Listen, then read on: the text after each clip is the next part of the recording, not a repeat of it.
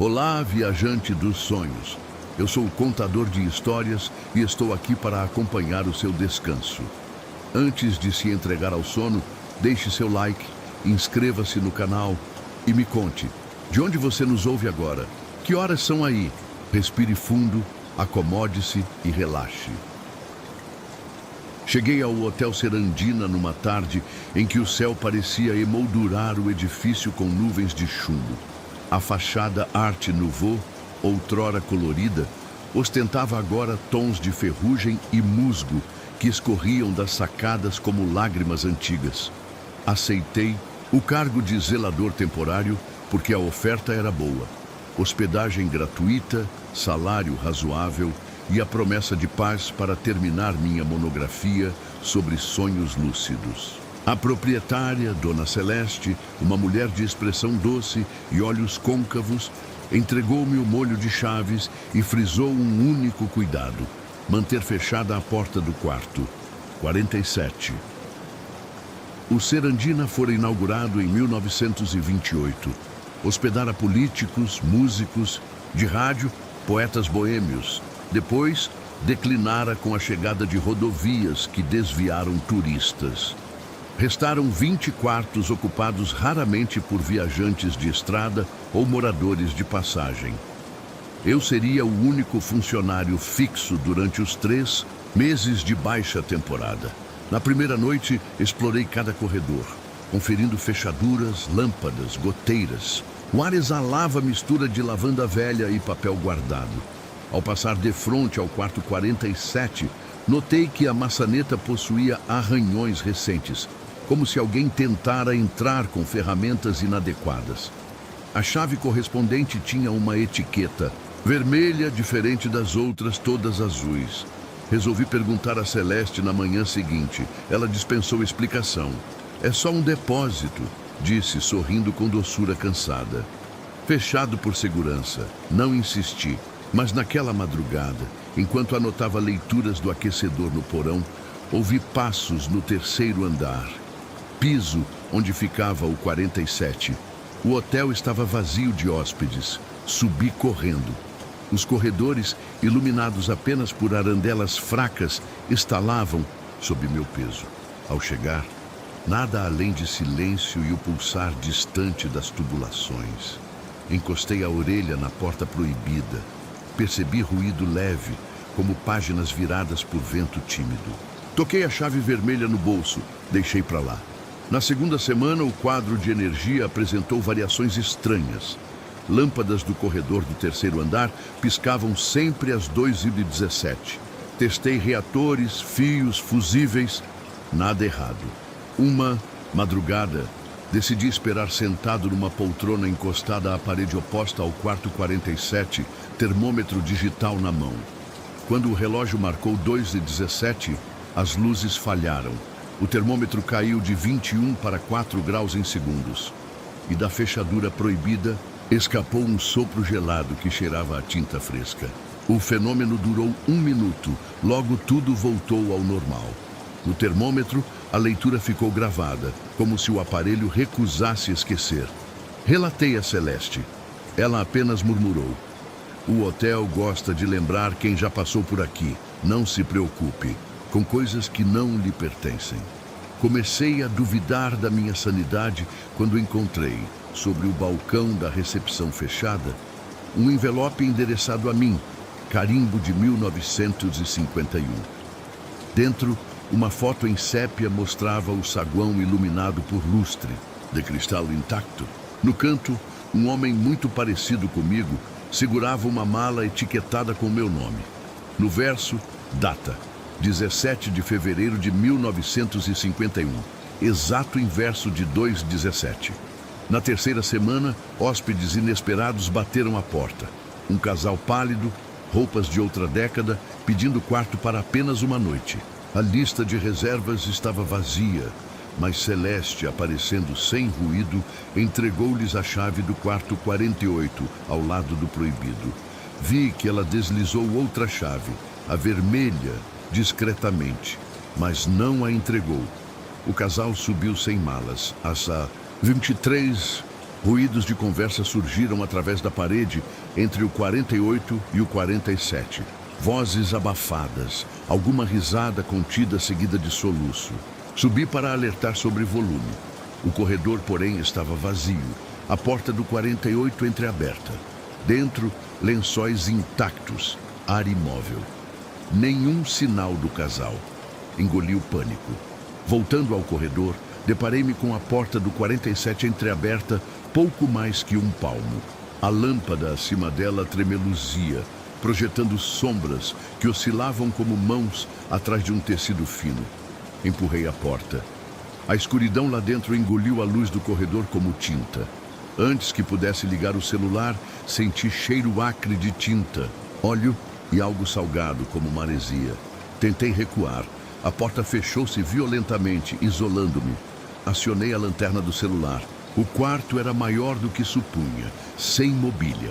As paredes cobertas por jornais colados em camadas.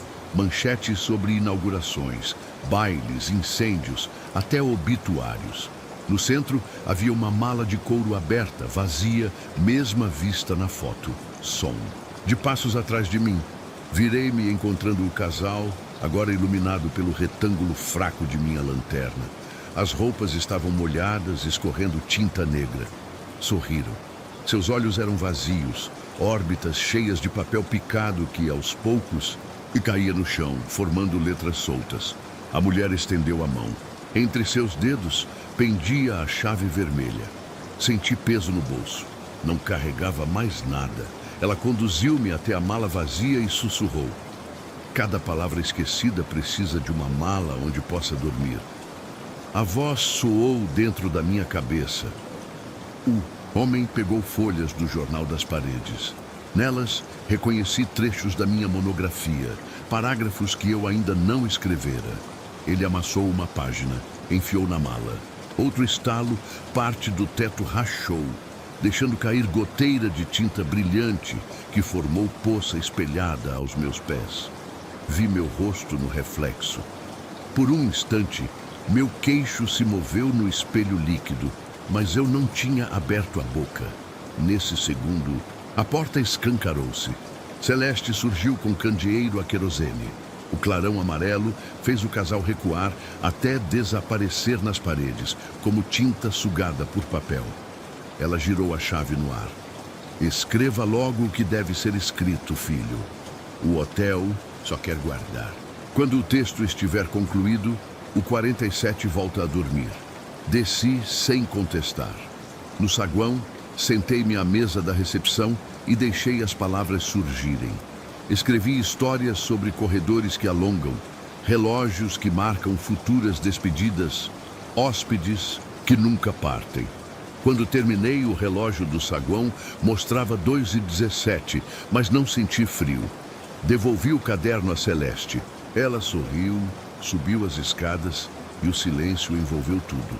Na manhã seguinte, encontrei o quarto 47 trancado, etiquetas azuis iguais às demais. A chave vermelha sumira.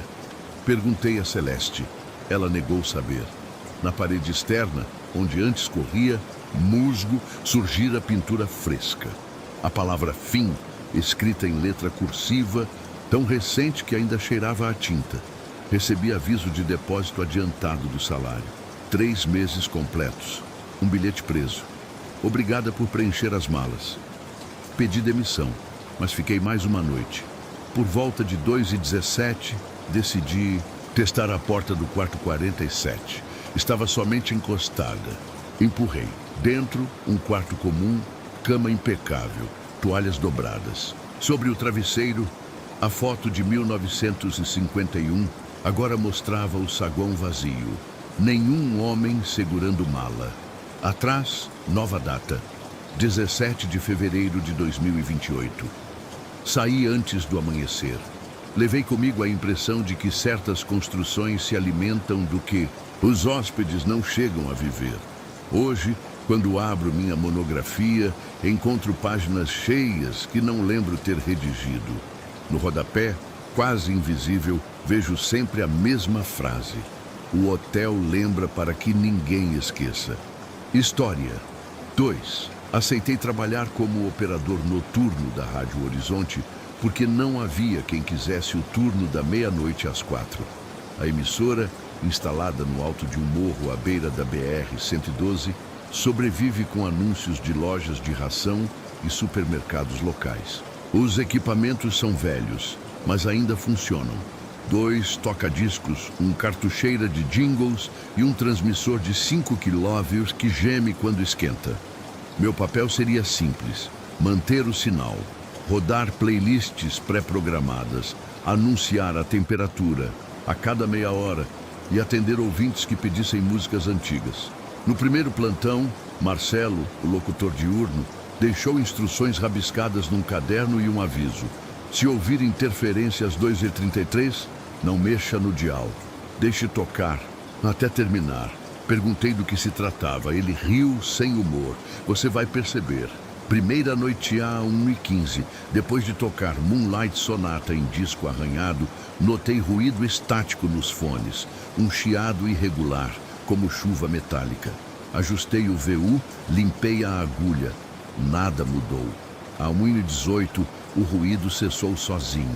Achei que fosse captação de relâmpago distante.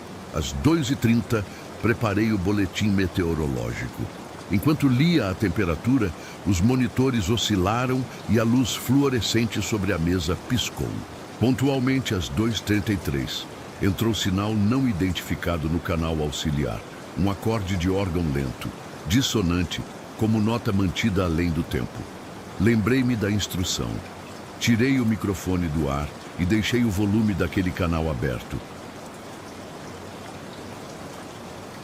Nota prolongou-se por exatos 33 segundos. Depois, silêncio. O transmissor voltou ao normal. No gravador de rolo que registra as transmissões para arquivo legal, a fita travou. Só conseguiu registrar zumbido. Anotei tudo no diário de bordo. Ao amanhecer, Marcelo chegou esbaforido. "Tocou?" perguntou. Assenti. Ele fez sinal para não comentar e iniciou o programa matinal. Segunda noite trazia comigo um gravador digital próprio. Queria registrar a interferência. A madrugada transcorreu calma até 2h33. Tirei o microfone do ar e apertei REC. O acorde de órgão entrou. Mas agora havia algo por cima. Murmúrios em latim ou língua inventada.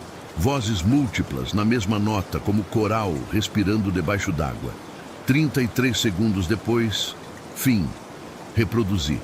O arquivo estava vazio. Apenas os 33 segundos de silêncio digital. O espectro da onda mostrava ruído branco planificado, nenhuma frequência distinta. Meu gravador ficara mudo enquanto meu ouvido ouvira música e vozes. Ao sair, encontrei Marcelo na porta, olhos encovados. Já tentou gravar, né? Ninguém consegue. A rádio é que escuta, não os aparelhos. Pedi explicação. Ele contou que a Rádio Horizonte fora construída sobre a fundação de um seminário destruído por incêndio na década de 1950. Reza a lenda que os seminaristas presos durante o fogo entoaram hinos até o teto desabar. Alguns juram que a interferência é resto daquele canto, a nota final suspensa, procurando ouvidos para não desaparecer. Achei história exagerada, mas à terceira noite entendi que havia mais. Terceira noite a 0h47, o telefone da recepção. Tocou, linha interna que ninguém usa desde que a emissora contratou celulares. Atendi, silêncio. Resolvi percorrer o corredor. Lâmpadas tremulavam, como se a rede elétrica respirasse. No estúdio, o VU dançava embora nada tocasse.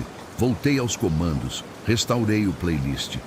Ao girar-me, notei neblina fina perto do teto, rodopiando em espiral exatamente sobre a mesa.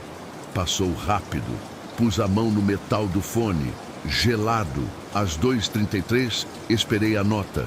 Ela veio, acompanhada desta vez de batidas surdas, como alguém esmurrando porta distante. Senti cheiro de madeira queimada. Quando cessou, os monitores mostravam um pico de 16 dB acima do normal, porém a antena não reportara sobrecarga. Documentos antigos passei a tarde seguinte no arquivo municipal. Encontrei recorte do jornal Aurora Diário, 17 de abril de 1956. Incêndio destrói seminário de São Gabriel, órgão de tubos derretido. Outra nota, 2 dias depois, moradores relatam música noturna vinda das ruínas. Na foto granulada, a fachada chamuscada lembrava inegavelmente o contorno atual do prédio da rádio. Mostrei a Marcelo. Ele acrescentou detalhe. A emissora começara a receber interferência em 1989, depois que trocaram o transmissor. Engenheiros vieram, trocaram cabos, aterraram antena. Nada. Então, o fundador mandou pintar cruz de cinza no teto do estúdio. Durou 3 anos sem anomalias. Quando a tinta descascou, o acorde voltou. Sempre às 2h33. Quarta noite, levei frasco de gelo seco para testar a ventilação. Queria confirmar se a neblina vinha de variação térmica. A 1h, liberei vapor. Dissipou-se rápido. A 2h28, a temperatura na sala caiu de 22 para 10 graus sem motivo. Meu alarme de CO2 disparou, embora níveis estivessem normais. Então, 5 minutos antes do horário habitual, o telefone interno tocou de novo. Na linha, ouvi o acorde. Não o chiado. Seguido de voz feminina clara. Sobe aqui, a porta está aberta. A chamada caiu. Corri ao corredor. No fundo, porta de serviço para o sótão que eu nunca abrira, entreaberta. Levei lanterna. Degraus rangiam, madeira antiga. Lá em cima, em vez de entulho e cabos, encontrei sala com piso de mosaico, paredes de pedra original. No centro, sob clarabóia, restava parte de estrutura metálica, base do antigo órgão. A lanterna piscou. Quando voltou, sobre o apoio da partitura, havia livro de couro carbonizado. Soprei fuligem. Páginas grudadas exibiam pauta musical simples, uma nota longa, gravada como semi-breve, dó sustenido. Durava 33 compassos, nenhum repouso. Abaixo, texto latim corroído, mas reconheci a expressão vigilate, quia necitis. Ora, vigiai, pois não sabeis a hora. De repente, chão vibrou. A nota soou no ar, mas não saía de alto-falante algum. Vinha da sala inteira. Vibração transmitiu-se aos meus ossos. A lâmpada única do sótão acendeu sozinha, banhando tudo em laranja de incêndio. Vi sombras projetadas, homens em batina, fileira atrás de mim, cantando sem boca. Desci correndo. Ao pôr o pé no corredor, a porta se fechou com estrondo. No estúdio, 2h33, exato, acorde final soou pelos fones. Depois, silêncio absoluto. O transmissor desligou. Gerador reserva. Também, no vidro da cabine, meu reflexo mostrava fumaça às minhas costas, mas virando-me, não havia nada. Última transmissão, Marcelo chegou cedo. Encontrou-me tremendo. Acenou com envelope pardo, carta de renúncia dele. Não aguento mais, disse. A nota me chamou ontem, mas eu não subi. Você subiu, agora a rádio quer você. Entregou-me chaves da estação. Antes de sair, lançou o último aviso.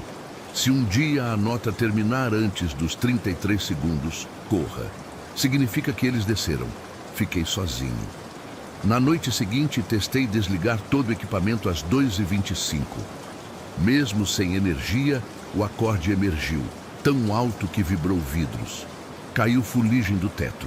A porta do sótão bateu 3 vezes, ritmo de batidas que eu ouvira pelo telefone. Nos dias seguintes, comecei a ouvir murmúrios mesmo fora do horário, notas curtas espalhadas no sinal, dominação lenta. Leitores fiéis ligavam reclamando de eco estranho na programação. Patrocinadores ameaçaram rescindir, mas eu já não pretendia mantê-los. Agora escrevo esta mensagem no caderno de ocorrências. É 2h20. Sinto o cheiro de madeira queimada novamente. Decidi subir ao sótão com o microfone ligado direto na linha master. sem filtros. Vou entregar-lhes a antena, a cidade, o éter inteiro. Talvez, se a nota for enfim completada, os ecos encontrem repouso. Se, depois desta noite, você sintonizar 98.3 FM e ouvir um órgão que parece segurar um único acorde condenado, não mude de estação. Escute até o fim. Conte, se quiser. 33 segundos. Se o som durar menos, desligue o rádio, feche as janelas e reze. Pois quando o silêncio chegar antes da hora, o coro finalmente terá descido em busca de plateia. História 3. Consegui o emprego no Instituto Cartográfico de Itamotinga, depois de responder a um anúncio obscuro. Procura-se técnico para turno noturno, salário acima da média, preferência para quem não teme silêncio. Parecia piada, mas a remuneração cobria minhas dívidas de pós-graduação. E eu sempre gostei de mapas. O Instituto ocupa um prédio modernista afastado do centro, cercado por mato ralo e torres de micro-ondas. O laboratório principal é uma sala circular onde cartógrafos digitais tratam imagens de satélite em mesas glorificadas. Depois das 23 horas, porém, só um operador permanece. E naquela temporada de chuvas, eu era esse alguém. Minha função: acompanhar o recebimento de pacotes de dados do satélite Tupã 3, validar coordenadas, remarcar anomalias e arquivar arquivos brutos. Trabalho simples, solitário e, teoricamente, livre de sustos. Na primeira noite, o engenheiro veterano que me treinou, Sandro, apontou para um monitor isolado do restante. Era um tubo antigo, verde fosforescente, ligado a uma CPU que não constava no inventário. Esse aqui registra eco de eco, explicou ele meio rindo. Ruído de telemetria que se repete na banda S. Se aparecer contorno luminoso nesta grade, ignore. Só ruído fantasma. Perguntei por que não desligavam. Sandro deu de ombros. Diretriz de Brasília. Manter ativo. Dizem que ajuda na calibração, sei lá. À meia-noite ele foi embora. Desejou boa cartografia e deixou-me cercado de telas azuis pingando coordenadas. Liguei a playlist de jazz no fone e me concentrei. Nos primeiros pacotes, tudo normal. Nuvens sobre o Acre, desvio de latitude compensado, imagens de rodovias recém-asfaltadas. Ao 47, entretanto, o tubo fosforescente piscou.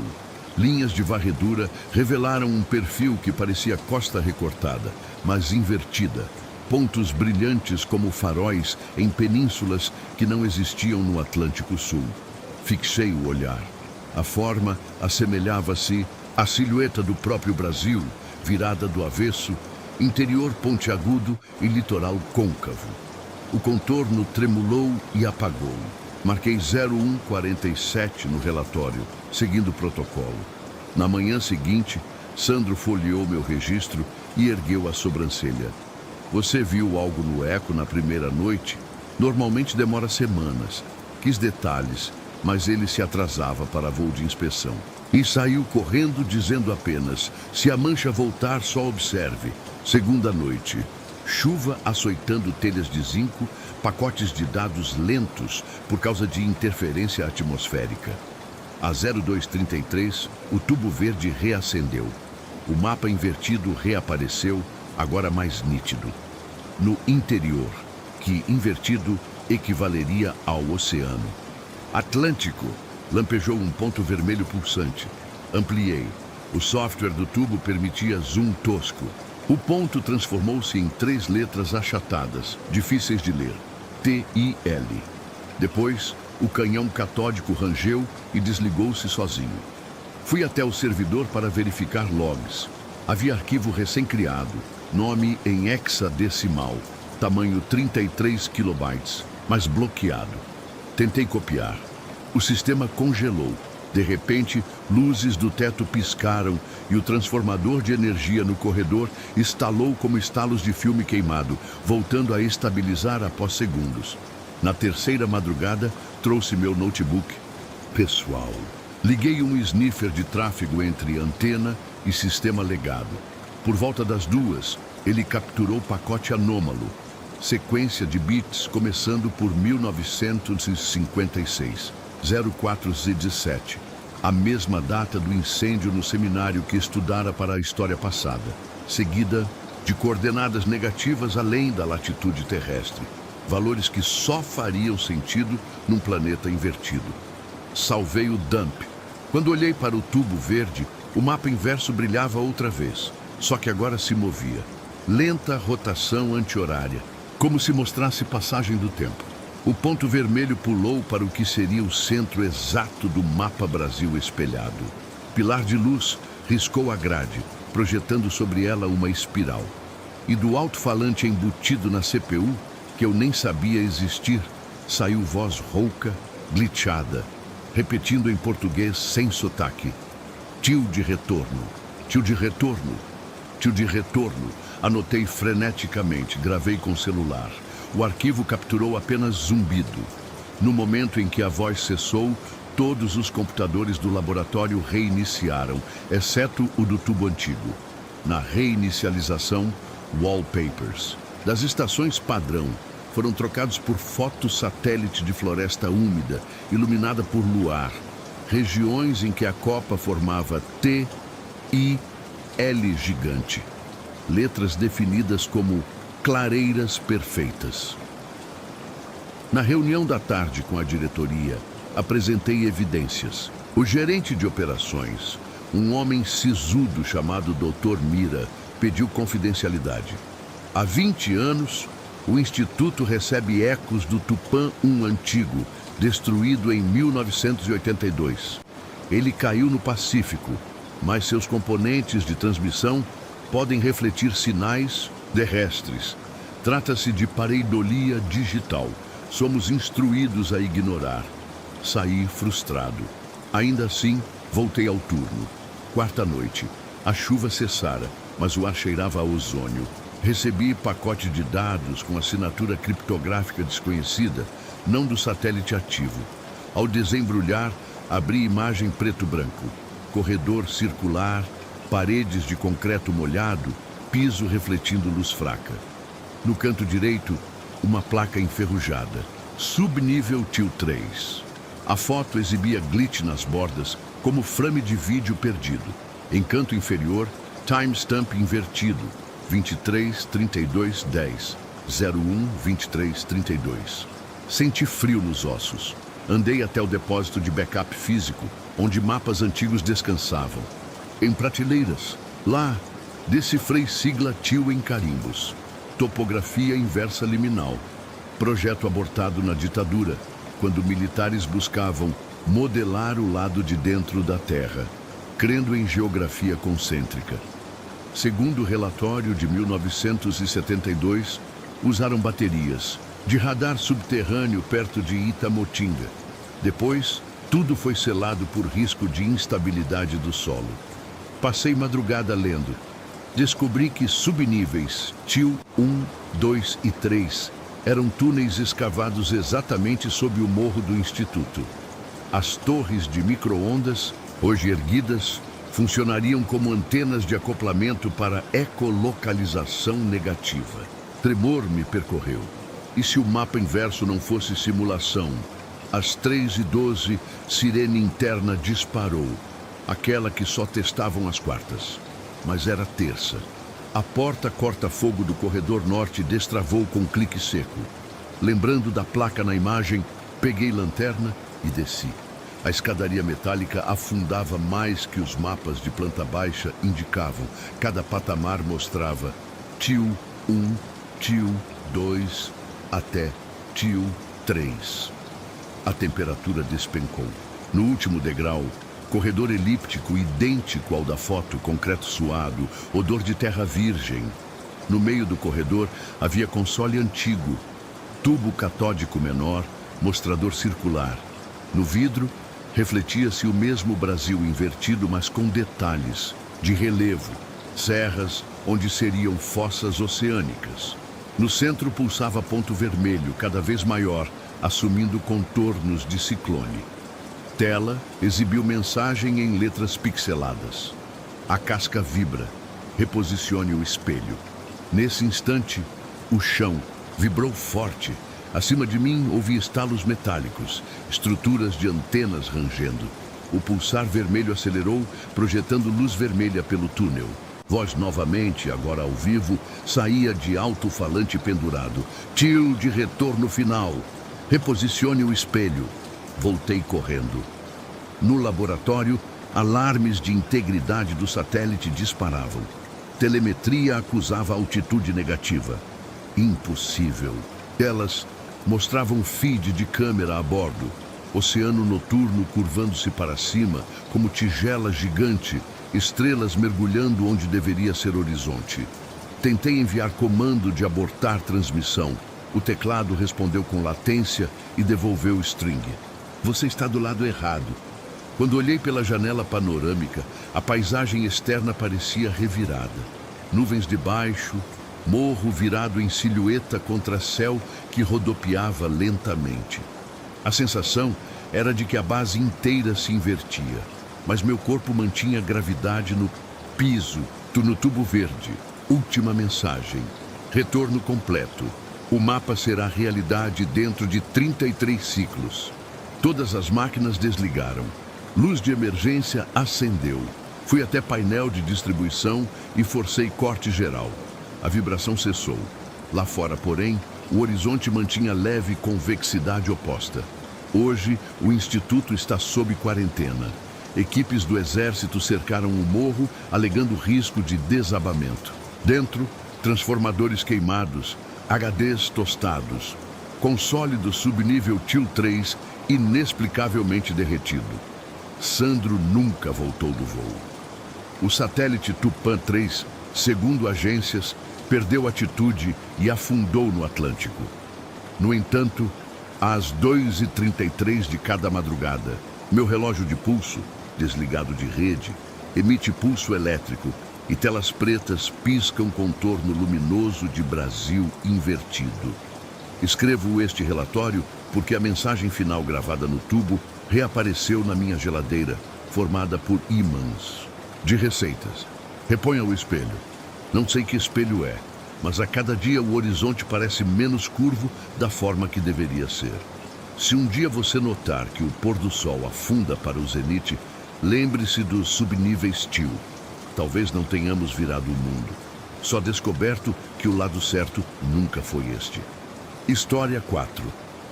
Aceitei o turno noturno no Centro de Controle de Elevadores Municipais, porque o anúncio prometia salário alto em troca de vigilância leve. O prédio, uma torre administrativa de 30 andares abandonada desde 2011, abriga o painel central, que ainda comanda dezenas de elevadores espalhados pela cidade, remanescentes de um antigo sistema de sincronização que ninguém se atreve a desligar. Meu trabalho seria registrar picos de tensão, reiniciar motores presos e manter ativa a linha direta com a equipe de resgate. Foi a expressão vigiar ruídos anômalos no eixo que me intrigou, mas não o bastante para recusar. Recebi instruções do engenheiro Monteiro, homem de bigode ralo e olhos que evitavam contato. Mostrou-me o salão circular, onde 17 monitores exibiam diagramas de cabos de aço e contrapesos em tempo real. No centro, uma mesa redonda sustentava o ouro velho, painel analógico de 1974, ponteiros, lâmpadas e um telefone preto de disco. Quase tudo é automático, jurou Monteiro, exceto às 03h33. Nesse minuto, não responda chamadas. Anote apenas. Perguntei o motivo. Ele apertou os lábios como se comprimisse segredo. Porque quem liga não precisa de resposta, só de testemunha. Primeira noite às 22 horas, luzes de emergência tingiam o salão de âmbar. Testei rádios, revisei interruptores. Às 0h17, detectei primeiro pico. Elevador 12. Prédio do antigo tribunal, subindo sem comando. Abri canal de voz. O microfone devolveu chiado e algo que soava como passos leves ecoando no poço. Enviei sinal de parada. O carro desacelerou e, ao estacionar no 14º andar, painel mostrou capacidade 0 pessoas. Registrei ocorrência. Silêncio. Meia hora depois, a fita impressora do painel antigo disparou sozinha, cuspindo linha de texto como telex. Não abra a porta! Olhei ao redor. Nenhum dos sistemas digitais registrara comando. Arranquei o trecho de papel. Guardei no bolso, às 03h30. Preparava relatório, quando o telefone de disco girou por conta própria, produzindo cliques secos. O campainho soou 3 vezes. Parou, tornou a tocar. Lembrei do aviso de Monteiro. Não, atendi, apenas anotei. O mostrador do relógio digital piscava 03h33, quando o painel analógico acendeu lâmpadas vermelhas em todos os quadrantes. Segundos depois, tudo apagou. O resto da madrugada transcorreu sem incidentes. Segunda noite levei gravador de áudio. Às 01:05, elevador 3 do Hospital Universitário iniciou descida, apesar de fora de serviço. Microfone captou sussurro em português. Antigo, baixo ventre, alto fardo. Enviei rotina de diagnóstico. Sensores de peso indicaram carga equivalente a um corpo humano, pendurado do lado de fora da cabine. A leitura durou 7 segundos. Zerou. Elevador parou no subsolo e as câmeras internas mostraram cabine vazia, mas a lente parecia molhada por dentro. Condensação que deslizou, formando palavra ilegível. Às 02h40, cinta de papel expeliu nova mensagem. Algo se alimenta na vala. Examinei manual. Vala é o fundo amortecedor do poço. Sem resgate disponível, isolei circuito. Às 03h33, telefone tocou novamente. 3 toques, silêncio. 3 toques. O gravador ligado à linha captou apenas ruído de cabine antiga subindo, intercalado com respiração ofegante. Mas o visor digital do gravador continuou zerado, como se nada fosse gravado. Documentação antiga. Decidi explorar arquivo morto no subsolo da torre. Entre pastas amareladas, achei relatórios de 1992. Projeto Gêmeos. Interligação de contrapesos por laço fechado para equalizar fluxo de passageiros e mitigar pânico. Diagramas mostravam túneis sob a cidade conectando poços de elevadores, criando o que chamavam de vala contínua. Notas marginalizadas relatavam mortes de operários durante escavação. Corpos encontrados presos em cabos, como se tivessem descido de carona no contrapeso. Num envelope lacrado, foto Polaroid mostrava o salão exatamente como hoje, mas nas cadeiras havia 3 operadores. Um deles, de bigode ralo, encarava a câmera. Monteiro, mais jovem, olhos igualmente esquivos. No verso, carimbo. Última equipe completa. 03/03/93. Prevê-se reabertura em 33 anos. Calculei. Estamos em 2025. Faltam poucos meses para completar 33 anos dos últimos relatos de anomalia severa. Terceira. Noite Monteiro ligou às 23h. Voz tensa, pediu que eu gravasse tudo após 0300. Às 02h11, elevador 8 do edifício Portela disparou. Para cima, superando velocidade de segurança. Freios de emergência falharam, mas sensores continuavam marcando 0 ocupantes. Quando o carro atingiu o teto, o sistema enviou o código 777, colisão fatal. No vídeo, vi algo impossível. A cabine atravessou laje e ficou suspensa no ar, como se presa por fios invisíveis. Depois, desceu suavemente, pousando no 7º andar, que não existe no prédio, só há 22 andares. Sinal de porta aberta, depois nada. O contador de andares saltou, exibindo 5, a fita imprimindo freneticamente. Ele está subindo a vazio. Alimentação em curso. Às 03h31, todas as luzes do salão apagaram. No brilho dos monitores desligados, enxerguei reflexo do corredor atrás. Portas de aço que deveriam permanecer travadas se abriram de par em par. Dali emergiu som de cabos tensionando, como se peso extremo os puxasse. Ar cheirava a óleo envelhecido. 0333. Telefone tocou. Contra o instinto, arranquei fone do gancho. Não falei. Do outro lado, silêncio, depois rangido metálico. Então, uma voz idêntica à de Monteiro, mas rouca, sussurrou. Peso contrabalanceado. Faltam 3 corpos. Desliguei, corri até... Painel. Ponteiros vibravam. Todos os elevadores desceram simultaneamente para os poços. Entre alarmes, triângulo vermelho piscava na máquina de fita. Não seja testemunha, seja carga. O chão tremeu. Tive certeza de que poços subterrâneos se expandia, sugando cabos como espaguete. Decidi cortar a energia principal. Risco de travar cabines, mas menos cruel que deixar algo subir. Às 03h35, puxei disjuntor geral. A vibração cessou. Fitas pararam. Silêncio tão profundo que dava para ouvir torneiras pingando 3 andares acima. Por segurança, permaneci até amanhecer. Desaparecimento. No fim do turno, procurei Monteiro. Sua sala trancada. Recepção informou que ele pedira aposentadoria imediata, desaparecendo na madrugada. No vestiário, encontrei macacão dele pendurado. Nos bolsos, apenas chaves antigas e carretel de fita. Z30393, cópia de segurança. Reproduzi usando o leitor analógico. O áudio era ruído de elevador subindo em vazio e depois um grito abafado por água. Hoje a prefeitura determinou desativação do centro. Mas até que desconectem tudo, cabos ainda descem até vala contínua. Ontem, enquanto inventariava materiais, o telefone preto tocou fora de hora. 18h17. Atendi por reflexo. Uma voz infantil, não a de Monteiro, perguntou. É pesado. Ficar pendurado, antes que respondesse, estalo de aço como cabo partindo e linha morta.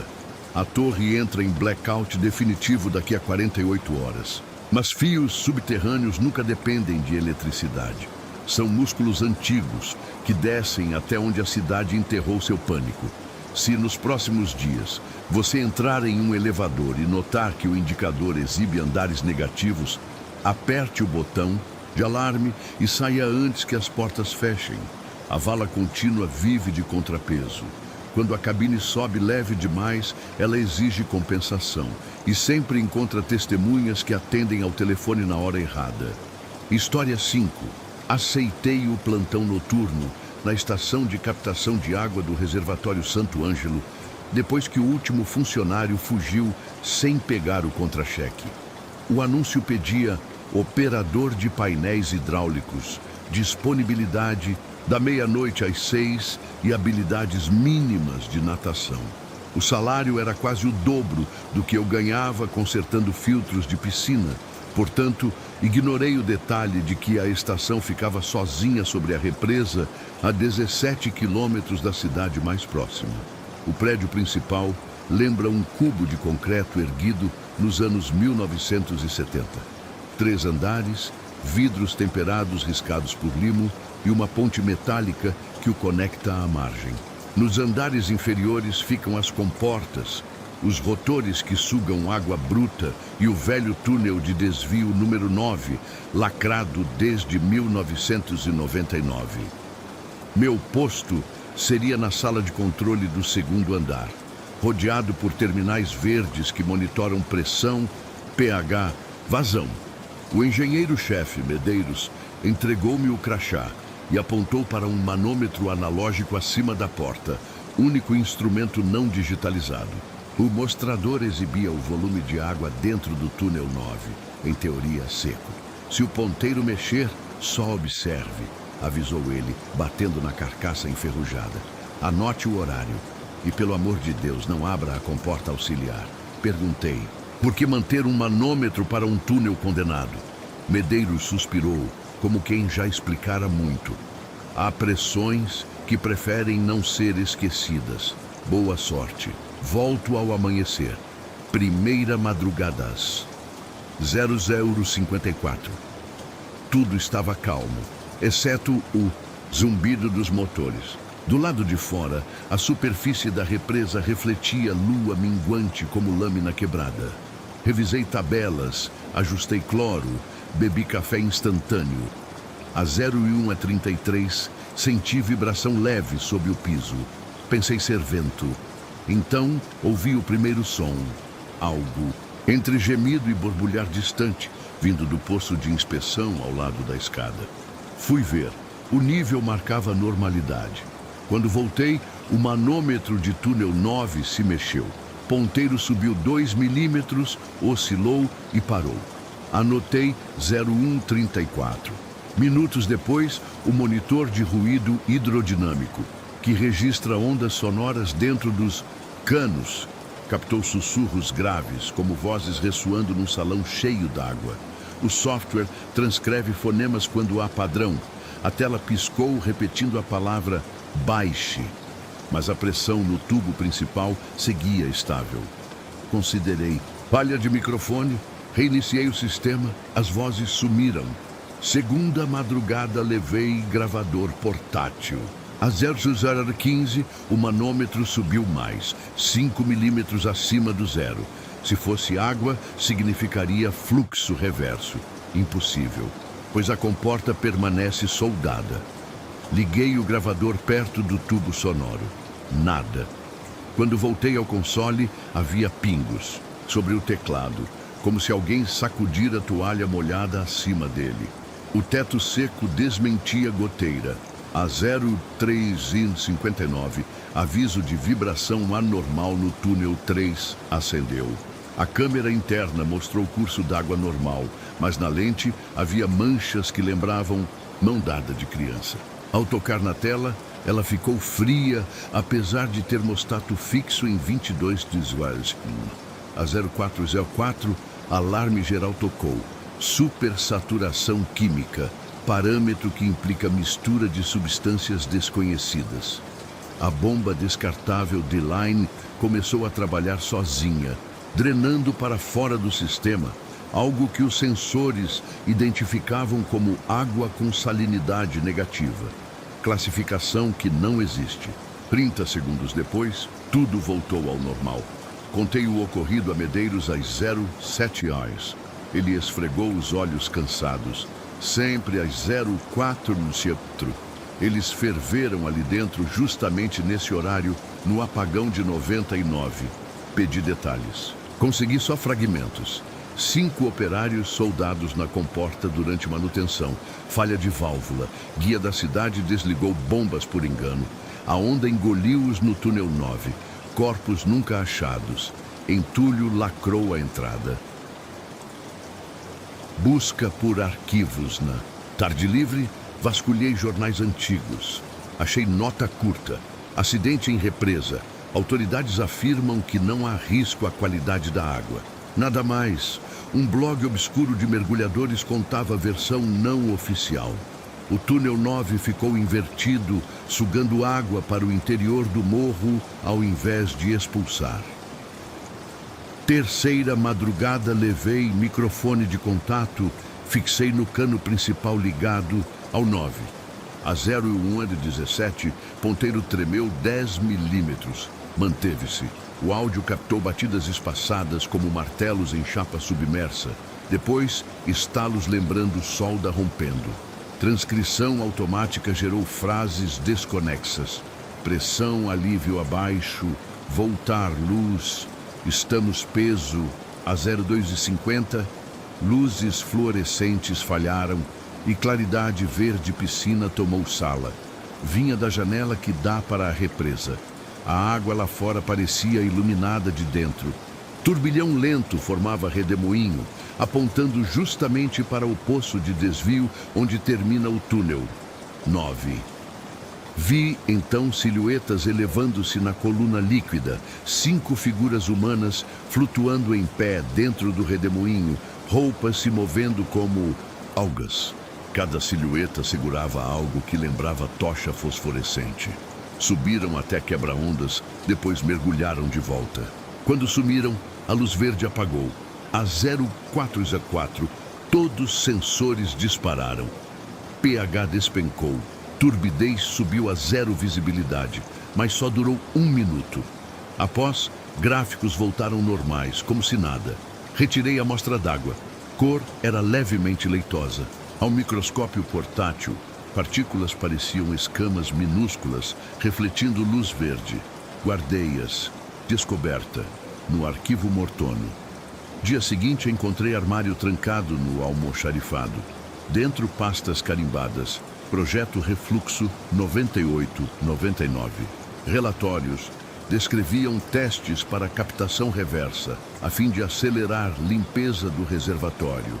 Ideia abandonada após acidente por fenômenos de cavitação psicossomática nos operadores. Anexo final. Lista de 5 funcionários desaparecidos. Cada nome seguido do horário 0404. Foto em preto e branco mostrava a equipe sorrindo diante do túnel. 9 aberto. Atrás, espelho d'água refletia rosto extra, ensopado, impossível de identificar. Quarta. Madrugada, coloquei fita marcando 0 no manômetro às 23 horas.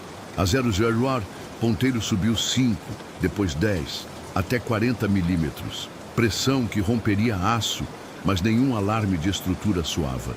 O tubo de som transmitiu coro de vozes arrastadas, cantando escala do Fá inversa. Eu juraria sentir piso inclinar levemente como barco. A 03:55, os sensores externos indicaram queda brusca de nível na represa. 15 centímetros em 3 minutos. Impossível sem ruptura. Mas câmeras mostravam superfície intacta, espelho perfeito de estrelas. Então compreendi. O reservatório esvaziava-se para dentro, sugado talvez pelo túnel invertido. No console, janela pop-up piscou, fonte verde, compensar ausência. Logo abaixo, botão virtual. Abrir comporta auxiliar. Confirmar. Lembrei da ordem de Medeiros, mas se a pressão continuasse a subir, paredes poderiam ceder. Em vez de abrir, desliguei motores principais e cortei energia de válvulas automáticas. Luzes vermelhas explodiram. Um estrondo ecoou do nível inferior. Poços vibraram, alarmes choraram. Fiz coragem e desci a escada de ferro. No hall técnico, tampa metálica da comporta auxiliar tremia como pandeiro. Parafusos giravam sozinhos, cuspindo ferrugem. Água leitosa brotava pelas frestas, escorrendo pelo corredor. Vozes ecoavam do tubo, claras agora, pegando o ritmo de marcha. Segura a solda, puxa o peso. Segura a solda, puxa o peso. Virei para o painel local. Puxei disjuntor geral. A estação mergulhou no breu, apenas luz de emergência. A tampa parou de ranger. Vazamento cessou. Mas algo ainda gotejava. Não água, e sim arranhões metálicos que soavam quase como gotejo. Contagem de segundos. Subi. Na sala principal, manômetro caía lentamente até 0. Computadores reiniciaram em modo de diagnóstico. Tela exibiu mensagem final. Túnel 9 recalibrado. Próxima medição.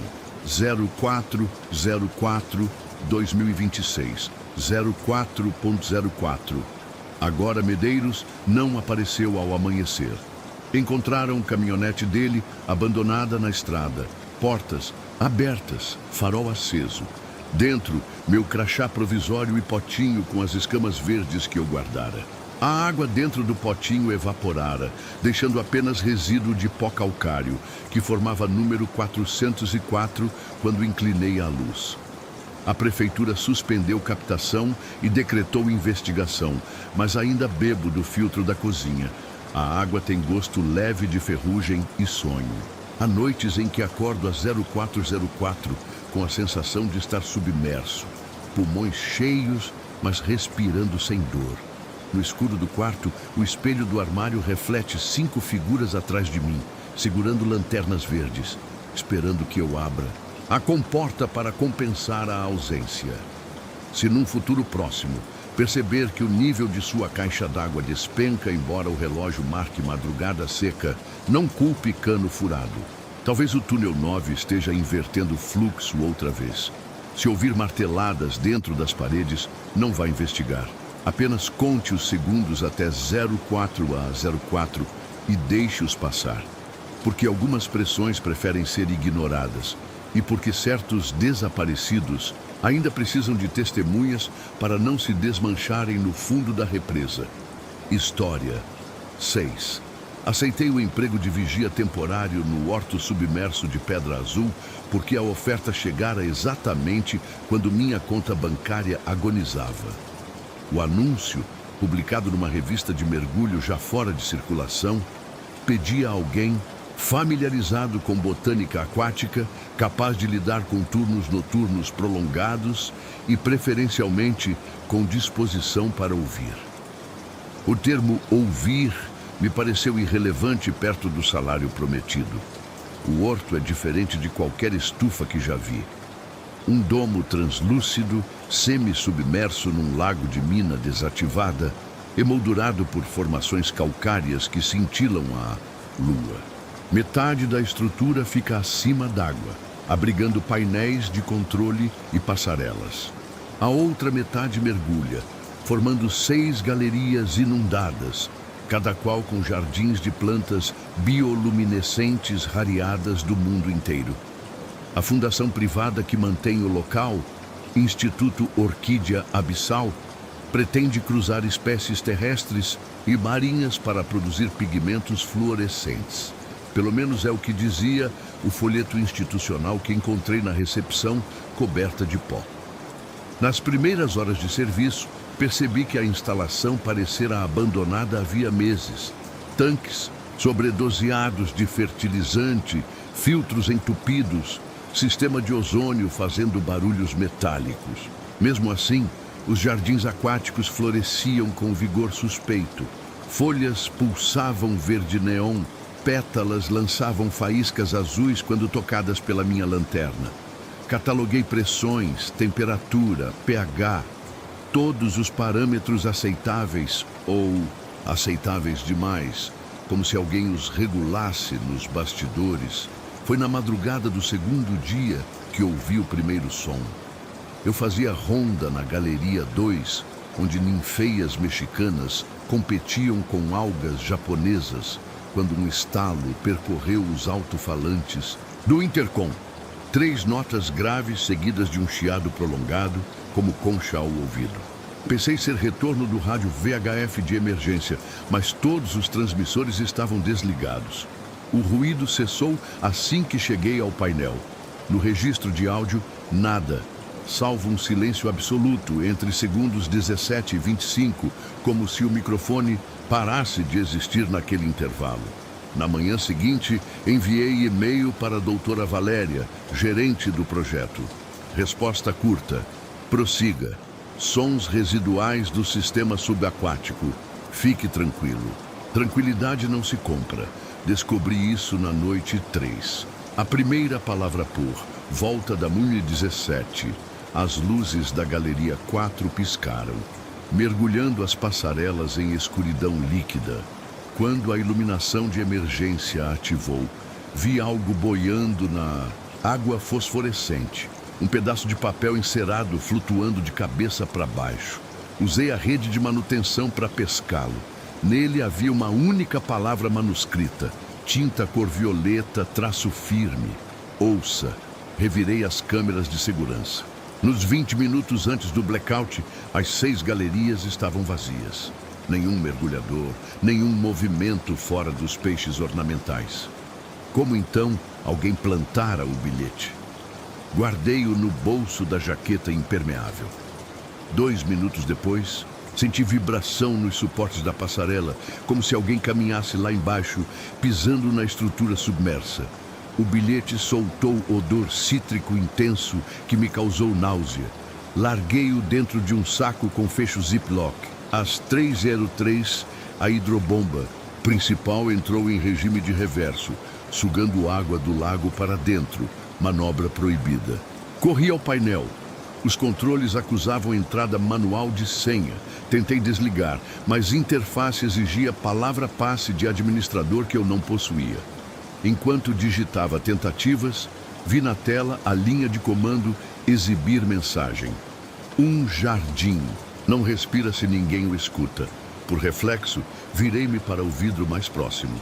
Do outro lado, entre as raízes incandescentes das plantas, pairava a silhueta humana, cabelo escuro flutuando como algas, rosto encoberto pela sombra do próprio corpo.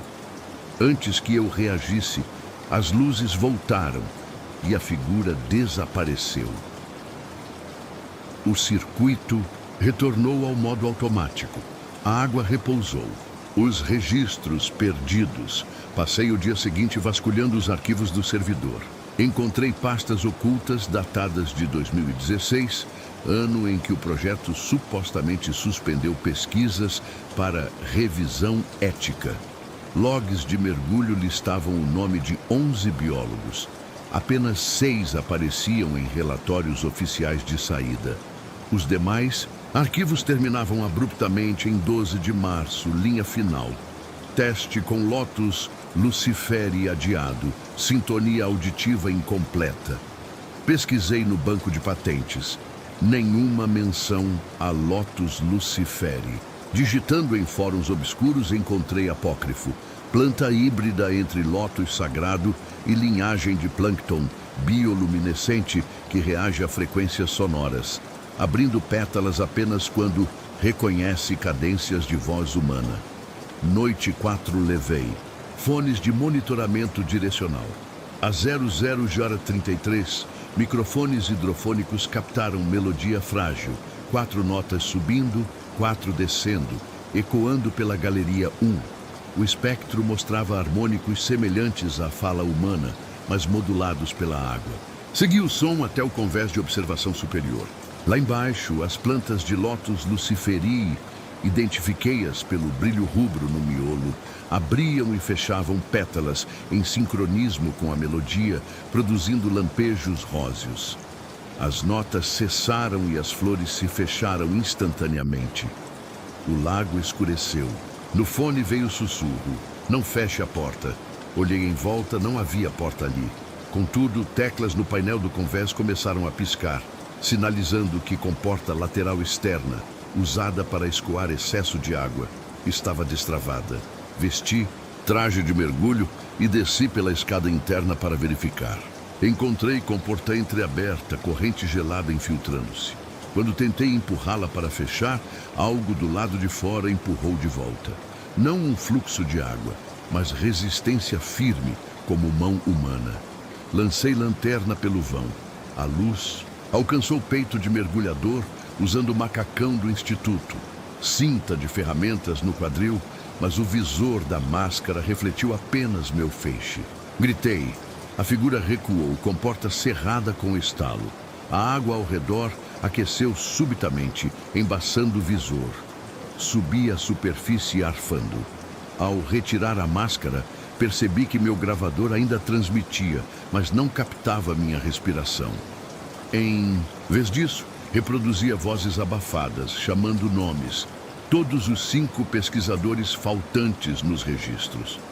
Apaguei a gravação sem pensar. A carta de Valeriana, manhã seguinte, recebi envelope impresso, selado com o logotipo do Instituto. Dentro, carta assinada por Valéria.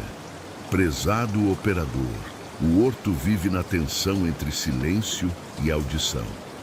Plantas respondem ao que foi semeado nelas. Não apenas nutrientes, mas vozes. A pesquisa interrompida foi necessária. Contudo, as matrizes ainda exigem testemunhos auditivos para completar seu ciclo. Pedimos que faça uma única leitura em voz alta, no coração da galeria, a 0303. Texto anexo. Após o turno estará concluído e sua compensação será dobrada. Cordialmente, Dravaléria, diretora.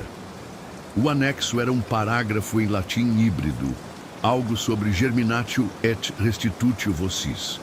Estava decidido a abandonar o posto, mas curiosidade venceu. Noite 5, às 02h55, calcei botas de borracha e dirigi-me à plataforma central, disco flutuante sobre a intersecção das 6 galerias. As luzes de teto filtravam-se na água negra tingida de verde. Às 03h03 exatas, li o texto. Reação foi imediata. Todas as plantas submersas acenderam num crescendo de cor escarlate. Pétalas abriram-se, expulsando bolhas que subiam como pérolas luminosas e rebentavam na superfície, exalando perfume adocicado. Entre as bolhas emergiram 5 corpos, de bruços, cobertos de limo mas conservados, todos vestindo trajes de mergulho com crachás antigos.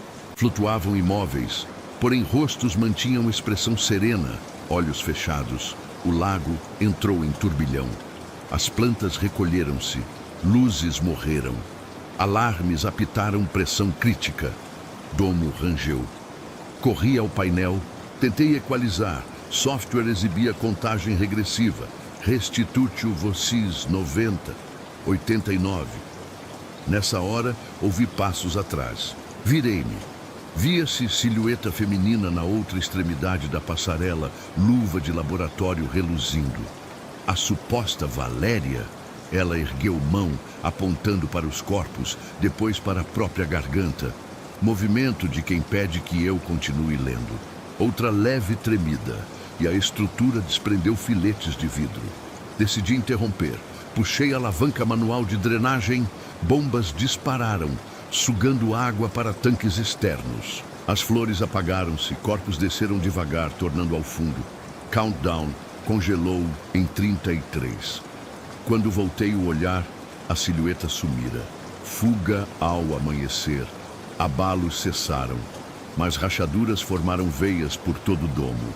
Coletei minhas coisas, guardei amostras de água num frasco. Dentro havia bolha que não estourava como joia presa. Enviei relatório de evacuação de emergência. Nenhuma resposta. Telefone do instituto fora de serviço. Antes de sair pela ponte, olhei o último painel ligado à energia reserva. Contador permanecia em 33, mas data agora mostrava 33/03/2033. Data inexistente. Abaixo mensagem. Sem audição, não há germinação. Estou de volta à cidade, mas a bolha no frasco continua intacta, expandindo-se ligeiro a cada dia. De noite, ao apagar as luzes do apartamento, percebo reflexos vermelhos dançando na água como pétalas. E, se aproximo o ouvido, ouço vozes distantes, pedindo para eu ler em voz alta mais uma vez. Talvez o horto não precise de sua cúpula. Talvez baste carregar uma semente de silêncio em qualquer frasco de vidro para que ela floresça, contanto que haja quem ouça. Se algum dia seu aquário ganhar brilho rubro e plantas parecerem reagir ao murmurar dos encanamentos, não leia. Em voz alta, línguas que desconhece. Lembre-se, certos jardins brotam do resíduo de vozes engolidas pela água. E tudo o que querem é que continuemos lendo para que as flores não fechem nunca mais. História 7. Aceitei o trabalho de curador-monitor no Observatório Sonar 13, porque a promessa de pagamento por semana equivalia ao que eu recebia em um mês, dando aulas particulares de física. O anúncio, postado num fórum obscuro de radioamadores, pedia alguém com ouvido absoluto ou, em falta disso, disposição para longos silêncios. Não possuo ouvido absoluto, mas sempre tolerei o silêncio, então preenchi o formulário. 3 dias depois, recebi passagem de trem, contrato lacrado e um bilhete. Chegar antes do crepúsculo. As constelações não gostam de atrasos. O Observatório Sonar 13 fica numa antiga pedreira, a 40 quilômetros da cidade mais próxima, escondido entre paredões de basalto. De longe parece um radiotelescópio convencional, prato de 30 metros voltado ao céu. Mas o miolo da estrutura guarda um auditório subterrâneo. Em vez de projetar luz, capta ressonâncias cósmicas transformadas em áudio por transdutores eletromagnéticos. Segundo a brochura, o projeto nasceu nos anos 1980, época do entusiasmo SETI. Morreu em 1997, depois que um incêndio destruiu a ala administrativa. Desde então, o sítio vive em hibernação, usado, dizem, para estudos de ruído de fundo. Na minha primeira tarde, encontrei apenas 2 pessoas. Helena, engenheira de sistemas com cicatriz no supercílio direito, e Freire, vigia diurno, com voz de fumante. Helena me explicou o procedimento.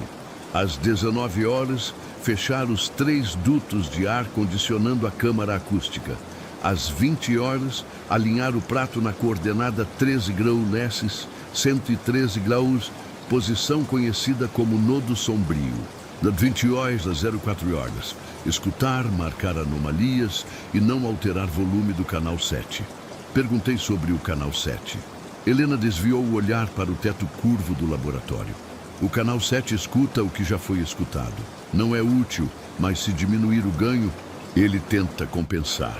Primeira noite desci a câmara acústica. Sala circular, 10 metros de diâmetro, revestida de madeira negra que lembrava concha de violoncelo.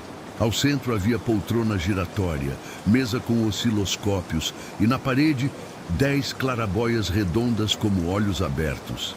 Tombos de cabos despencavam do teto, conectando-se a 10 alto-falantes embutidos no chão. Às 20 horas, alinhei a antena. Ruído, base subiu. Um sopro grave, semelhante ao de corrente de ar, passando por tubos gigantes. Ajustei níveis e comecei a anotar partículas espectrais. Os altos falantes, 1 a 6, permaneciam dentro dos padrões. Os 8, 9 e 10 chiavam com eletricidade estática. O canal 7 sibilava, depois silenciava, como se prendesse respiração.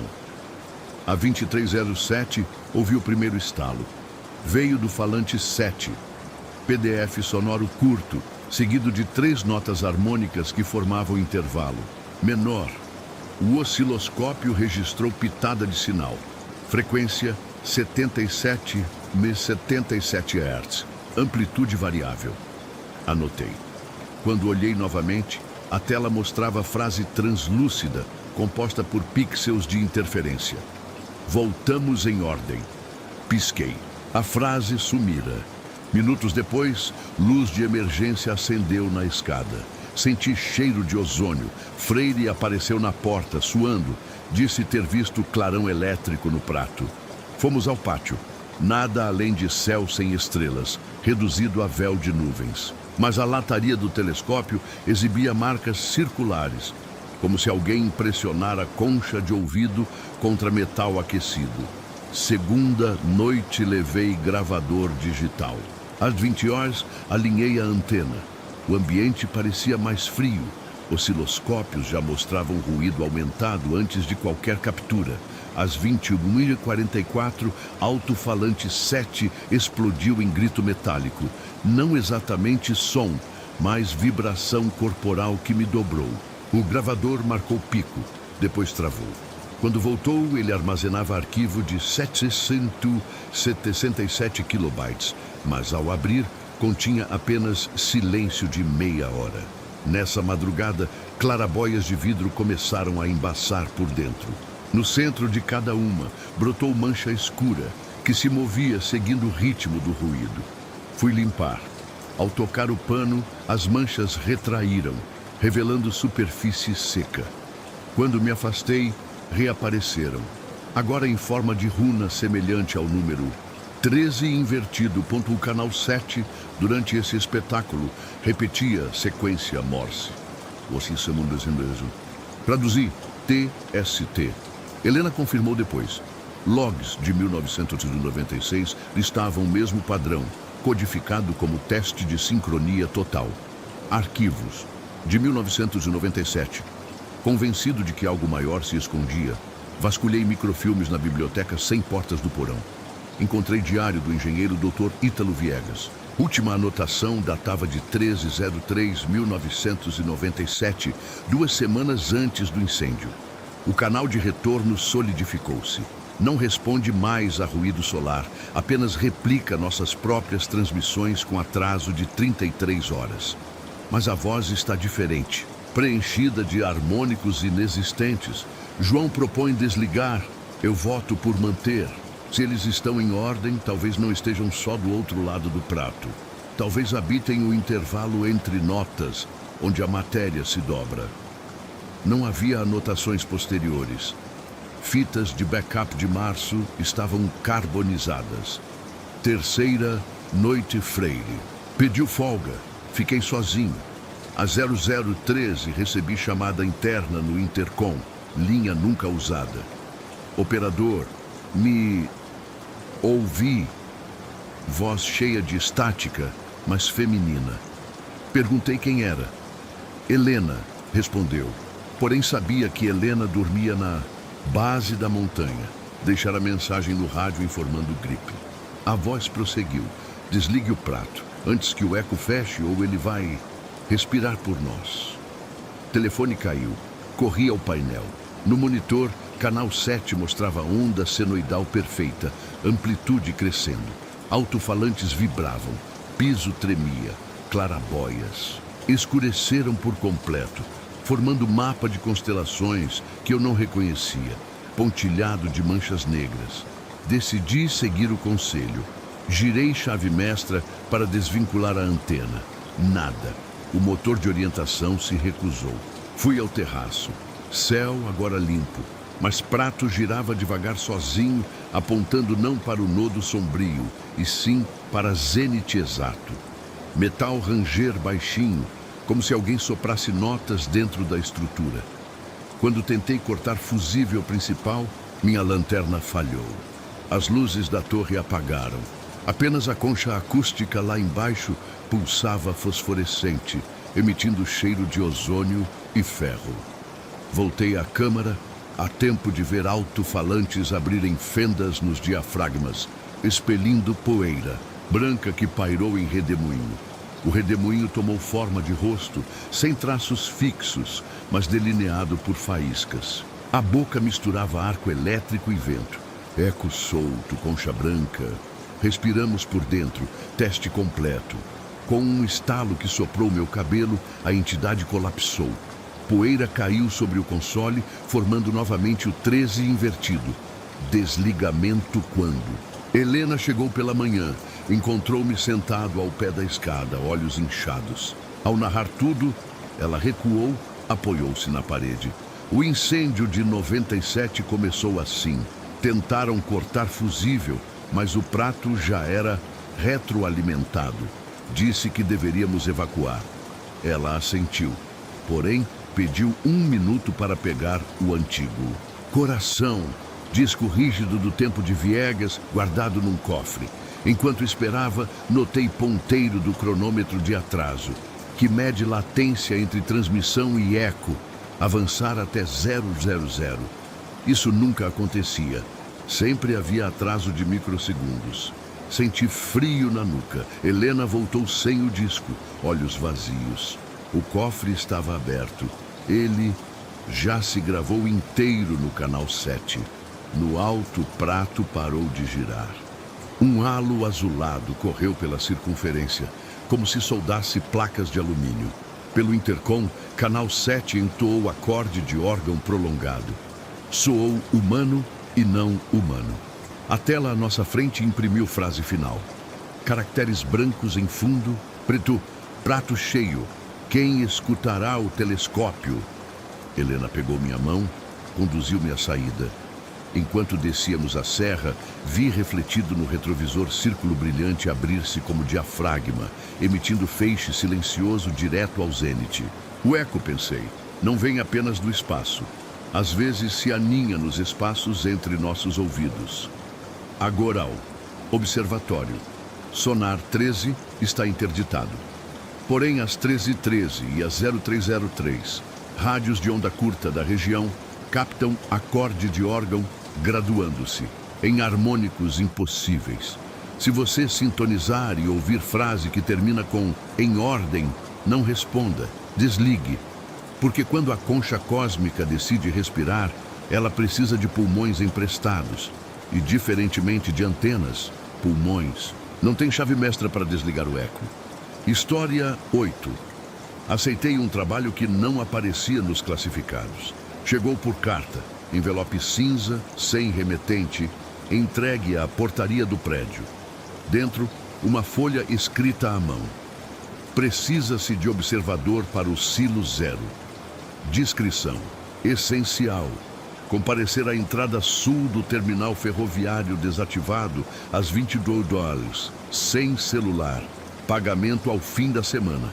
Pensei que fosse trote, mas o nome completo no envelope, a caligrafia, reconheci de algum lugar da infância. E eu precisava desesperadamente do dinheiro. Então fui. O terminal estava abandonado desde 2003. Seus galpões enormes cheiravam a ferro oxidado e chuva parada. Às 21h58, uma mulher de capuz preto saiu da sombra entre os trilhos e fez sinal para que eu a seguisse. Abaixo de uma das antigas plataformas havia uma escotilha. Descemos 3 lances de escadas metálicas. Então passamos por uma porta pesada com um número entalhado. 0 Silo 0 era um cômodo circular subterrâneo com cerca de 20 metros de diâmetro. Ao centro, uma plataforma octogonal, cercada por monitores antigos, CRTs verdes e alaranjados, cada um exibindo uma única câmera apontada para o nada. Paisagens vazias, florestas em preto e branco, túneis sem iluminação, corredores industriais. Alguns exibiam estática, outros imagens tão paradas que pareciam congeladas no tempo. Meu trabalho era observar e registrar movimentações dos monitores, sem interagir. Havia um livro de registros sobre a mesa com colunas datadas desde 1975. Nomes de observadores. Vinham e iam. O último havia escrito: alguém olhou de volta no canal 12. Solicitei substituição. Assinei o livro. E a mulher, sem dizer palavra, trancou a porta por dentro. Eu estava sozinho. Primeira noite, comecei a anotar detalhes técnicos. O canal 1 mostrava trilhos de trem cruzando uma floresta. O canal 2, uma biblioteca vazia com relógio quebrado. O canal 3, uma estrada de terra sob céu nublado. Até o canal 15, todos pareciam saídos de pesadelos de vigilância. Mas o canal 16 estava desligado. Apenas uma tela negra, sem energia. Às 01h13, ouvi um estalo. Era o canal 12. A imagem, antes de um corredor vazio com tubos de cobre, agora mostrava um vulto parado ao fundo. Alto, magro, parecendo coberto por um manto. A câmera tremia sutilmente, como se captasse o calor da figura. Peguei o livro e registrei. 01h13, canal 12, presença observada. Figura imóvel, aparentemente consciente da câmera. 15 segundos depois, a figura virou a cabeça na direção da câmera. Mas não havia rosto, apenas um vazio escuro. E então a tela piscou. No instante seguinte, todos os monitores mudaram por uma fração de segundo. Vi imagens diferentes. Minha sala, minha cozinha, o corredor do meu prédio. Por um instante, o silo parecia estar vigiando a mim, mas logo tudo voltou ao normal, exceto o canal 16, que agora exibia uma linha branca no centro da tela, como o marcador de um radar esperando o retorno. Segunda noite, quando retornei, a escotilha já estava destrancada. Não vi a mulher do capuz. Dessa vez, levei um gravador. Às 00h40, quando tudo parecia calmo, escutei um chiado vindo de dentro da parede. Não era o som dos monitores, mas como se alguém caminhasse pelos ductos de ar, arrastando algo metálico. Olhei ao redor. Câmeras mostravam ambientes idênticos à noite anterior, mas o canal 8, que mostrava uma cabine telefônica abandonada em algum deserto, agora tinha a porta entreaberta. E uma das janelas do fundo estava suja de sangue. O gravador captou um ruído que parecia uma respiração ofegante. Reproduzi o som no fone. Havia algo mais, uma voz sussurrando em cadência rítmica. Se alguém olha tempo demais, é olhado de volta. O canal 16 agora exibia um contorno humano em linha pontilhada, como se estivesse mapeando uma figura invisível à câmera. Terceira noite. Quando entrei no silo, o livro de registro já estava aberto, com uma anotação escrita a lápis. Canal 5 identificou o padrão de retorno. Veja janela 5 a 0303. Esperei a 0303, o canal 5, que mostrava uma sala de aula abandonada, revelou algo assustador. Todas as carteiras estavam viradas para a câmera, como se dezenas de alunos invisíveis tivessem girado ao mesmo tempo. Em cima da lousa, escrito com giz, não podemos mais sair. A temperatura do silo caiu drasticamente, hálito visível. Na tela do canal 16, agora era visível uma figura de costas, ajoelhada com os braços estendidos. Ela parecia implorar para que não fosse olhada. Quarta noite, no retorno, notei marcas no chão, como trilhas de sapatos molhados vindos dos monitores até a minha cadeira. Às 0000 em ponto, os monitores desligaram, um por um, menos o canal 16. Sua imagem ficou clara pela primeira vez. Mostrava o silo, a mesa, a cadeira, eu sentado. Só que havia algo atrás de mim, no monitor. Uma forma escura, parada, curvada sobre meu ombro. Virei bruscamente. Nada. Quando voltei a olhar para o monitor, a imagem estava vazia. A cadeira no vídeo estava vazia. Eu não estava lá. Na tela, no canto inferior direito, surgiram palavras em fonte verde. Substituição aceita. Na hora, todas as portas do silo se fecharam com estalos metálicos. Luzes apagaram por um segundo. Quando voltaram, os monitores voltaram a exibir as imagens de sempre. Mas no canal 12, a figura encapuzada agora usava meu crachá. Agora consegui sair. Ou penso que saí. A escotilha estava destrancada na manhã seguinte. O terminal parecia igual, mas nenhum vestígio da mulher, da carta ou do silo zero. Mas em casa, as câmeras de segurança do meu condomínio começaram a apresentar falhas. Numa delas, na madrugada de ontem, vi a porta do meu apartamento se abrir às 0303 e uma figura encapuzada, igual a que vi no canal 12, saiu. Nos dias seguintes, alguém ligou para o meu celular de um número oculto. Quando atendo, ouço apenas chiado e depois a minha própria voz dizendo substituição aceita. Desliguei. A TV da sala liga sozinha, sempre no canal 16 e no canto da tela, agora aparece algo novo. Próximo observador, você.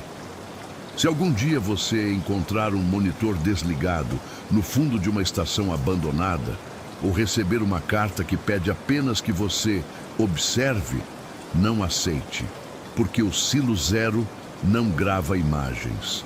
Ele as reconhece e está sempre procurando alguém para substituir quem olhou por tempo demais. História 9. A estante de vidro. Nunca me interessei por antiguidades. Mas depois que meu pai faleceu, herdei sua loja no centro velho da cidade, entre uma chapelaria extinta e um armazém abandonado.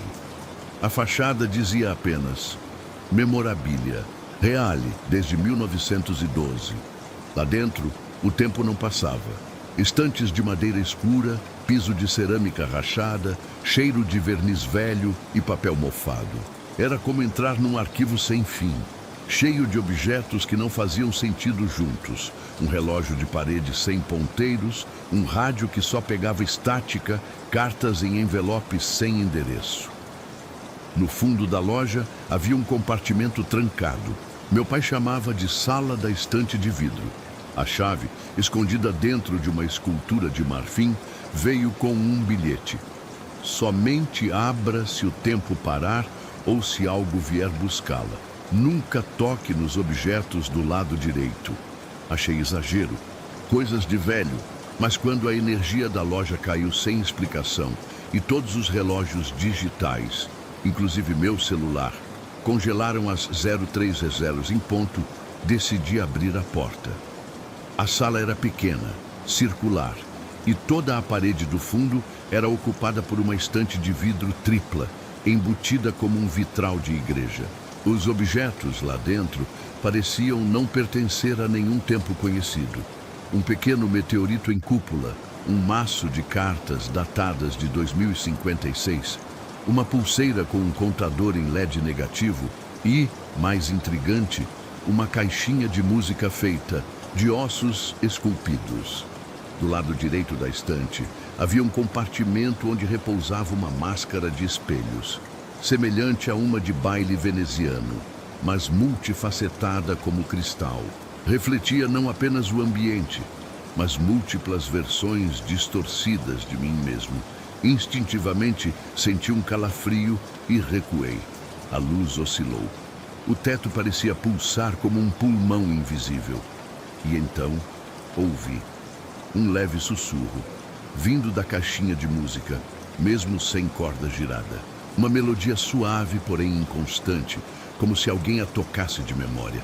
Parecia familiar, parecia minha. Peguei um dos livros do lado esquerdo da estante, cujas lombadas estavam cobertas de poeira. A capa dizia: Inventário de Objetos. Do Tempo Perdido, volume 3. Cada entrada trazia descrições detalhadas. Objeto 38. Medalhão de prata que registra os sonhos do último portador. Objeto 41. Óculos que revelam os rostos de quem já morreu no local onde você está. Objeto 52. Máscara de espelhos. Advertência: não olhar por mais de 3 segundos. Comecei a entender que aquilo ali não era um acervo comum. Aquela estante guardava coisas que não deviam existir.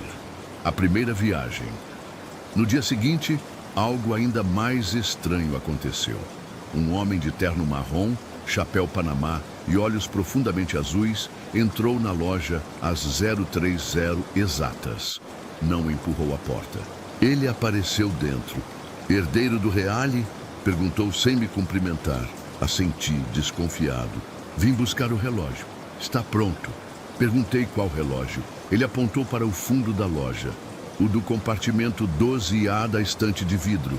Aquilo era impossível. Ninguém sabia da existência da estante, muito menos seus compartimentos. Mas, tomado por uma estranha certeza, abri a sala e fui até o local. No 12A havia mesmo um relógio de bolso dourado com uma corda quebrada. O vidro frontal continha um fio de rachadura que parecia uma letra S. Entreguei ao homem. Ele pegou com reverência, como se fosse a última peça de um quebra-cabeça perdido.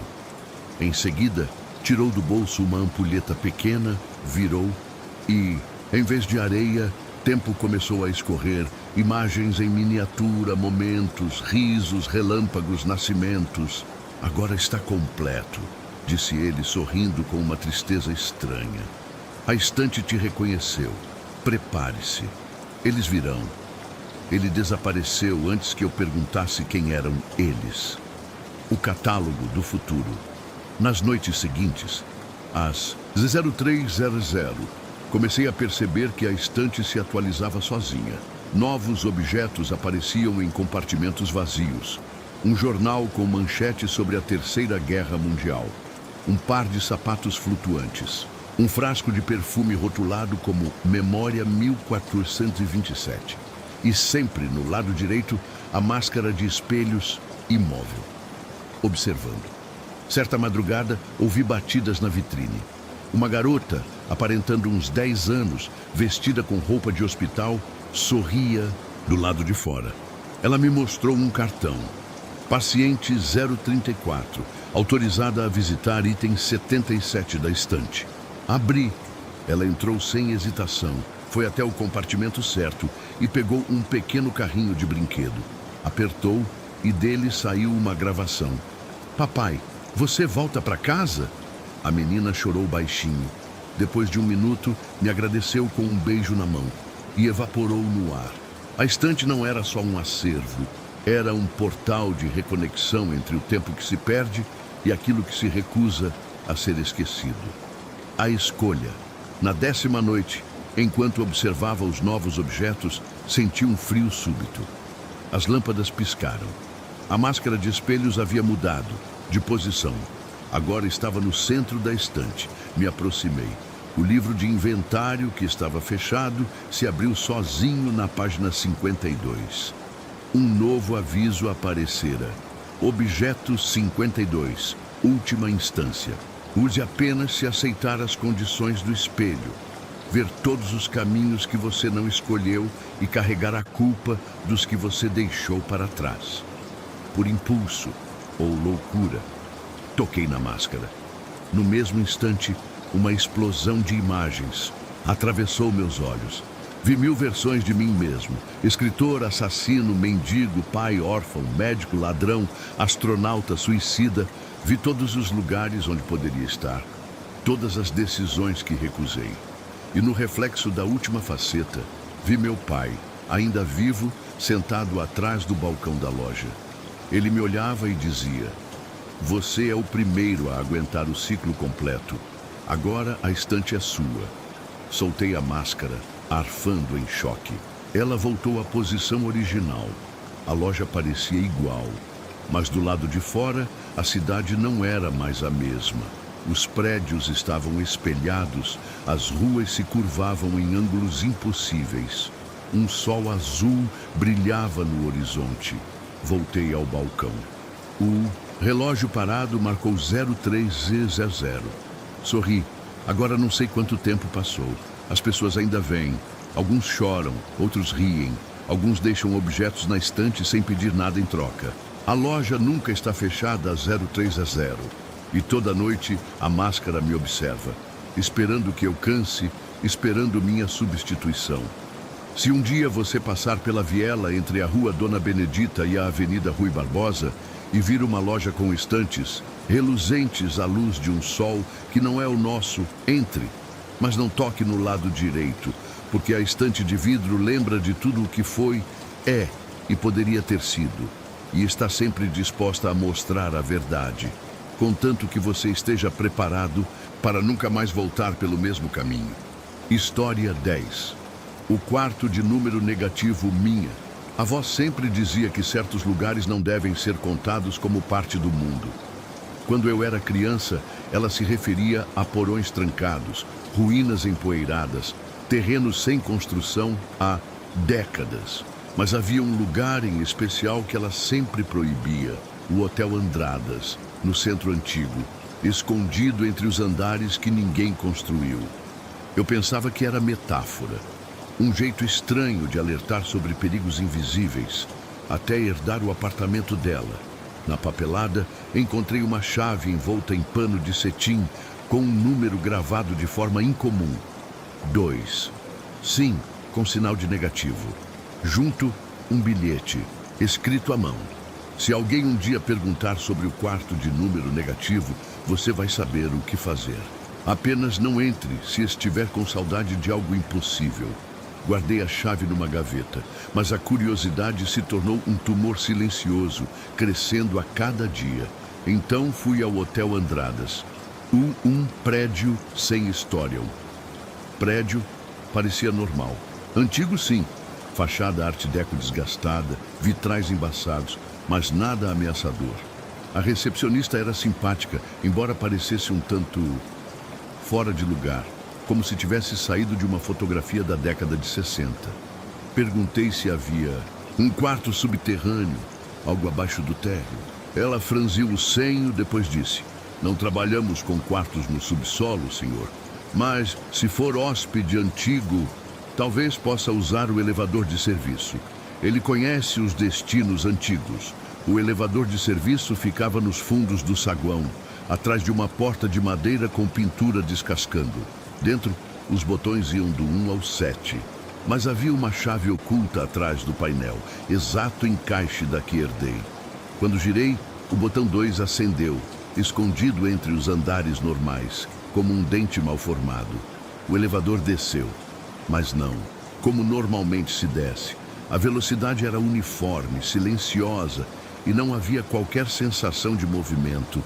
O visor que geralmente mostra os andares piscava. 2, fora de índice.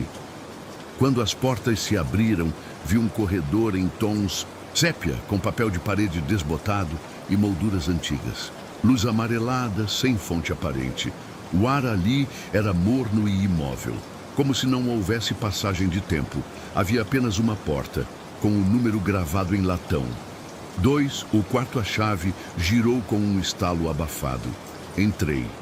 Era um cômodo modesto, mas perfeitamente arrumado. Cama de solteiro, guarda-roupas, abajur, poltrona de leitura. O detalhe perturbador era que tudo ali parecia conhecido, como se fosse uma recriação fiel de um quarto da minha infância que jamais existiu. Havia brinquedos que me lembravam de sonhos que eu havia esquecido. Um livro que jamais li, mas sabia, de cor. Uma foto em preto e branco com minha mãe sorrindo, embora ela tenha morrido antes de eu nascer. O relógio no criado mudo marcava 13h61. Pisquei. Continuava marcando o mesmo. Sentei na poltrona. Madeira gemeu de forma familiar. A parede à frente tremulava, como se encoberta por calor. E então vi. A janela que não existia na parede do quarto, uma janela de vidro oval começou a se formar. Mas do lado de fora não havia rua nem céu. Havia outros quartos, conectados por corredores inclinados em direções impossíveis, com portas onde deviam haver tetos e camas penduradas do lado de fora das paredes. Um complexo infinito de quartos negativos, flutuando em uma escuridão líquida. Em algumas janelas, pessoas olhavam para fora. Algumas me encaravam, outras murmuravam. Uma mulher gritava em silêncio. Um homem recortava fotografias de si mesmo e colava nas paredes. Um som ecoou pela estrutura. Campainhas tocando em cadeia, como se vários hóspedes estivessem sendo chamados, ao mesmo tempo. Olhei de volta para o meu quarto. O telefone preto sobre o criado mudo tremia. Toquei o fone.